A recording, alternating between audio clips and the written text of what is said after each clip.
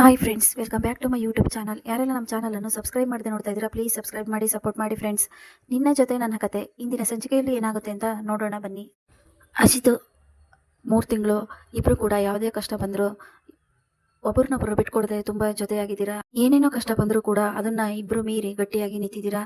ಇದೇ ತರ ನಿಮ್ಮಿಬ್ರು ಪ್ರೀತಿ ಸದಾಕಾಲ ಹೀಗೆ ಇರ್ಲಿ ಅಂತ ಸಂಗೀತ ಹೇಳಿದಾಗ, ಅಯ್ಯೋ ಅದಕ್ಕೆ ಯಾಕಮ್ಮ ಯೋಚನೆ ಮಾಡ್ತೀಯ, ಇದೇ ತರ ಖುಷಿಯಾಗಿ ನಾವಿಬ್ರು 100 ವರ್ಷ ಒಟ್ಟಿಗೆ ಇರ್ತೀವಿ, ನಮ್ಮಿಬ್ರನ್ನ ಬೇರೆ ಮಾಡಕ್ಕೆ ಯಾರಿಂದನೂ ಸಾಧ್ಯ ಇಲ್ಲ. ಅಜಿತ್ ಹೇಳಿದ ತಕ್ಷಣನೇ ಆಗ ಭೂಮಿ ಯೋಚನೆ ಮಾಡ್ತಾ ಇರ್ತಾಳೆ. ಈ ಚಿನ್ನ ಏನಾಯ್ತು, ಏನ್ ಯೋಚನೆ ಮಾಡ್ತಾ ಇದೀಯ ಅಂದಾಗ, ಏನಿಲ್ಲ ರೀ, ಇವತ್ತಿಗೆ ನಮ್ 3 ತಿಂಗಳು ಆನಿವರ್ಸರಿ ಅನ್ನೋದನ್ನೇ ಮರ್ತೋಗಿದ್ದೀನಿ. ಆದ್ರೆ ನಿಜವಾಗ್ಲೂ ನೀವು ಅದನ್ನೆಲ್ಲ ನೆನ್ಪಿಟ್ಕೊಂಡು ಇಷ್ಟೆಲ್ಲ ಸೆಲೆಬ್ರೇಷನ್ ಮಾಡಿದಿರಲ್ಲ, ಅದಕ್ಕೆ ತುಂಬಾನೇ ಖುಷಿ ಆಗ್ತಿದೆ. ಆದ್ರೂ ಕೂಡ ಚಿಕ್ಕ ಚಿಕ್ಕ ವಿಷಯನ ಯಾರು ನೆನ್ಪಿಟ್ಕೊಂತಾರೆ, ಅದ್ರಲ್ಲೂ ಈ ಗಂಡಸರು ಏನು ನೆನ್ಪಿಟ್ಕೊಳಲ್ಲ, ಎಲ್ಲಾನು ನಾವೇ ನೆನ್ಪಿಟ್ಕೋಬೇಕು. ಆದ್ರೆ ನನ್ನ ವಿಷಯದಲ್ಲಿ ಅದೆಲ್ಲ ಉಲ್ಟಾ, ನಾನೇ ಮರ್ತೋಗಿದ್ದೀನಿ, ನೀವು ಇದನ್ನೆಲ್ಲ ನೆನ್ಪಿಟ್ಕೊಂಡೋಗಿ ಇಟ್ಟಿದಿರಲ್ಲ, ಅದಕ್ಕೆ ನಂಗೆ ತುಂಬಾ ಖುಷಿ ಆಗ್ತಿದೆ ಅಂತ ಭೂಮಿ ಹೇಳ್ತಾಳೆ. ನನ್ ಮಗ ಹಾಗೆ ಕಣಮ್ಮ, ಈ ಚಿಕ್ಕ ಚಿಕ್ಕ ವಿಷಯನ ನೆನ್ಪಿಟ್ಕೊಂಡು ಅದರಿಂದ ಬೇರೆಯವರಿಗೆ ಖುಷಿ ಕೊಡ್ತಾನೆ. ನಾನು ನಿಜವಾಗ್ಲೂ ಇಂತ ಮಗನ್ ಪಡೆಯೋದಕ್ಕೆ ಪುಣ್ಯ ಮಾಡಿದೀನಿ, ಯಾಕಂದ್ರೆ ಹೆಂಡ್ತಿನ ಕಣ್ಣಲ್ಲಿ ಕಣ್ಣಿಟ್ಟು ನೋಡ್ಕೊಂತಾ ಇದ್ದಾನೆ.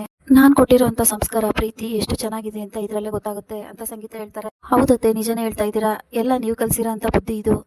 ನೀವ್ ಹೇಳ್ಕೊಟ್ಟಿರೋ ಒಂದೊಂದ್ ಮಾತು ಕೂಡ ಹೆಣ್ಣಿಗೆ ಎಷ್ಟು ಗೌರವ ಕೊಡ್ಬೇಕು ಅನ್ನೋದನ್ನ ಇವ್ರನ್ನ ನೋಡಿ ಕಲಿಬೇಕು ಅಂತ ಅನ್ಸುತ್ತೆ. ಇವ್ರನ್ನ ನೋಡಿದ್ರೆ ಅಷ್ಟು ಖುಷಿ ಆಗುತ್ತೆ ಅಂತ ಭೂಮಿ ಹೇಳ್ತಿರ್ತಾಳೆ.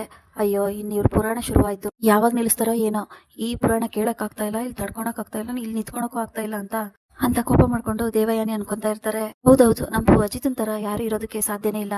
ಭೂಮಿ, ನಮ್ಮ ಅಜಿತನ್ ಪಡೆಯೋದಕ್ಕೆ ನೀನ್ ಪುಣ್ಯ ಮಾಡಿದೀಯಾ ಅಂತ ದೇವಯಾನಿ ಹೇಳ್ತಾಳೆ. ಹೌದು, ಈ ಮನೆಯವ್ರ ಜೊತೆ ನಾನು ಕೂಡ ಪುಣ್ಯ ಮಾಡಿದೀನಿ ಅಂತ ಭೂಮಿ ಹೇಳ್ತಿರ್ಬೇಕಾದ್ರೆ, ಅಯ್ಯೋ ಇಂಥ ಗೆಳೆಯನ್ ಪಡೆಯಕ್ಕೆ ನಾನು ಪುಣ್ಯ ಮಾಡಿದೀನಿ ಅಂತ ಸತ್ಯನ ಹೇಳ್ತಾರೆ. ನಮ್ಮಿಬ್ರು ಗೆಳ್ತನ ಅಷ್ಟು ಚೆನ್ನಾಗಿದೆ, ಅಜಿತನ್ ಪಡೆಯೋದಕ್ಕೆ ಇವರವರೇ ಪುಣ್ಯ ಮಾಡಿದ್ದಾರೆ. ಯಾಕಂದ್ರೆ ಒಳ್ಳೆ ಗಂಡ, ಒಳ್ಳೆ ಆಫೀಸರು, ಒಳ್ಳೆ ಮಗ, ಒಳ್ಳೆ ಮೊಮ್ಮಗ, ಜೊತೆಗೆ ಒಳ್ಳೆ ಅಳಿಯ, ಜೊತೆಗೆ ನನ್ ಬೆಸ್ಟ್ ಫ್ರೆಂಡ್ ಕೂಡ ಅಂತ ಸತರ್ಣ ಹೇಳಿದ ತಕ್ಷಣ, ಅಯ್ಯೋ ಸಾಕ್ ನಿಲ್ಸಿ, ಇದೇನಿದು, ನಾನು ಇಷ್ಟೊಂದು ಹೊಗಳ್ತಾ ಇದ್ದೀನಿ, ನಾನೇನ್ ಆಕಾಶದ ಮೇಲೆ ಕೂರಿಸ್ತಾ ಇದ್ದೀರೋ ಹೇಗೆ, ಮೇಲೆ ಕೆಳಗಡೆ ಬೀಳಿಸ್ಬೇಡಿ ಅಂತ ಅಜಿತ್ ಹೇಳಿದಾಗ, ಅಯ್ಯೋ ಯಾರಪ್ಪ ಬೀಳ್ಸೋದು, ನೀನೇ ದೊಡ್ಡ ಪೊಲೀಸ್ ಆಫೀಸರ್, ನೀನು ತುಂಬಾ ಎತ್ತರಕ್ಕೆ ಬೆಳೆದ್ಬಿಟ್ಟಿದ್ಯಾ, ಇನ್ನೇನ್ ಬೀಳ್ಸಕ್ಕಾಗುತ್ತಾ ಅಂತ ಸತ್ಯಣ್ಣ ಹೇಳ್ತಿರ್ತಾರೆ. ಸರಿ ಆಯ್ತು, ನೀವಿಬ್ರು ಖುಷಿಯಾಗಿರಿ, ಹೊರಗಡೆ ಎಲ್ಲಾದ್ರೂ ಹೋಗ್ ಬನ್ನಿ ಅಂತ ಹೇಳಿದಾಗ, ಹೊರಗಡೆನಾ, ಇಲ್ಲೇ ಸೆಲೆಬ್ರೇಷನ್ ಆಯ್ತಲ್ಲತ್ತೆ, ಮತ್ತೆ ಯಾಕೆ ಹೊರಗಡೆ ಅಂತ ಭೂಮಿ ಹೇಳ್ತಾಳೆ. ಅಯ್ಯೋ ಇದೇನ್ ಭೂಮಿ, ಈಗಿನ ಕಾಲದವ್ರೆಲ್ಲ ಹೊರಗಡೆ ಸುತ್ತಬೇಕು, ಹಾಗೆ ಹೀಗೆ ಎಂಜಾಯ್ ಮಾಡ್ಬೇಕು ಅಂತಾರೆ, ನೀನ್ ನೋಡಿದ್ರೆ ಇಲ್ಲೇ ಎಲ್ಲ ಮುಗೀತಲ್ಲ, ಮತ್ತೆ ಅದಕ್ಕೆ ಹೊರಗಡೆ ಹೋಗೋದು ಅಂತೀಯಲ್ಲ, ಹೊರಗಡೆ ಹೋಗಿ ಆರಾಮಾಗಿ ಊಟ ಮಾಡ್ಕೊಂಡು ಸುತ್ತಾಡ್ಕೊಂಡು ಆರಾಮಾಗಿ ಬನ್ನಿ.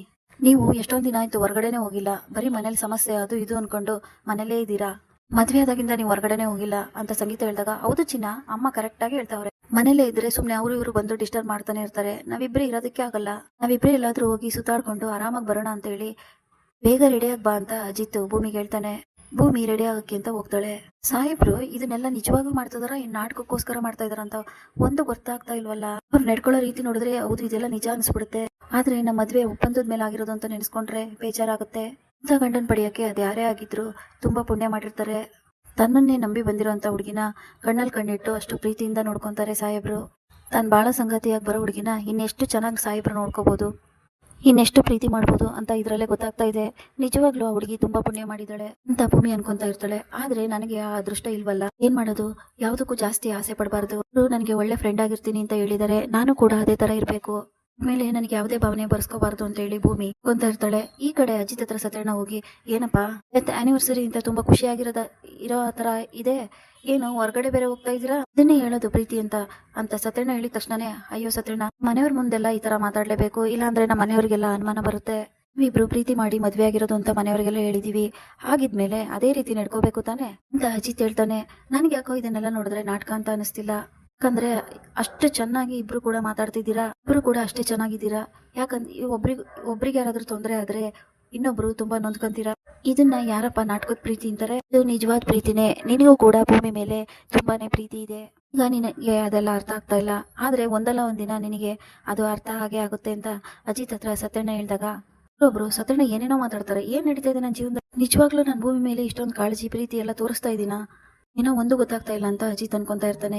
ಫ್ರೆಂಡ್ಶಿಪ್ಗೂ ಮೀರಿದ ಸಂಬಂಧ ಮತ್ತೆ ನನ್ನ ಮಧ್ಯೆ ಇದೆಯಾ ಅಂತ ಅಜಿತ್ ಯೋಚನೆ ಮಾಡ್ತಿರ್ತಾನೆ. ಈ ಕಡೆ ಅಂಜನ ಕೋಪ ಮಾಡ್ಕೊಂಡು, ಇವರಿಬ್ರು ಆನಿವರ್ಸರಿ ಅಂತ ಇದನ್ನೆಲ್ಲ ನಾನು ನೋಡ್ಬೇಕಾ, ಅಷ್ಟೆಲ್ಲ ಕಷ್ಟ ಆಗ್ತಿದೆ ಗೊತ್ತಾ ಮಾಮ್, ಇನ್ನು ಯಾವಾಗ ಮಾಮ್ ಆ ಭೂಮಿ ಹೊರಗಡೆ ಹೋಗೋದು, ಒಂದ್ ಜಾಗದಲ್ಲಿ ಇವತ್ ನಾನು ಅಜಿತ್ ಜೊತೆ ಕೇಕ್ ಕಟ್ ಮಾಡ್ಬೇಕಿತ್ತು, ನನ್ನ ಅಜಿತ್ ಮದುವೆಯಾಗಿ 3 ತಿಂಗಳ ಆನಿವರ್ಸರಿ ಆಗ್ಬೇಕಿತ್ತು, ಅಂತದ್ರಲ್ಲಿ ಇವತ್ತು ಆ ಜಾಗದಲ್ಲಿ ಭೂಮಿ ಇದ್ದಾಳೆ, ಅದನ್ನ ನೋಡ್ಕೊಂಡು ನನಗೆ ಇರಕ್ಕಾಗ್ತಾ ಇಲ್ಲ. ಭೂಮಿ ಮೇಲೆ ಕೋಪ ಮಾಡ್ಕೊಂಡು ಅಂಜನ ಬೈತಾ ಇರ್ತಾಳೆ. ಇಲ್ಲಿಗೆ ಈ ಸಂಚಿಕೆ ಮುಕ್ತಾಯವಾಗ್ತದೆ.